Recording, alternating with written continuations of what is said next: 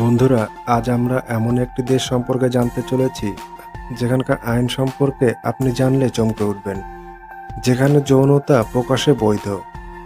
শুধু তাই নয়, কোনো ফাঁকা জায়গায় যৌনতা কাজে লিপ্ত হওয়া কোনো অপরাধ নয়। বন্ধুরা, আজ আমরা কথা বলবো একটি অসম্ভব সুন্দর দেশ মেক্সিকো সম্পর্কে। এই দেশটির নাম আপনি অবশ্যই শুনেছেন, কিন্তু তার আইন সম্পর্কে আপনি হয়তো জানেন না। জানার জন্য ভিডিওটি প্রথম থেকে শেষ পর্যন্ত দেখার অনুরোধ রইল।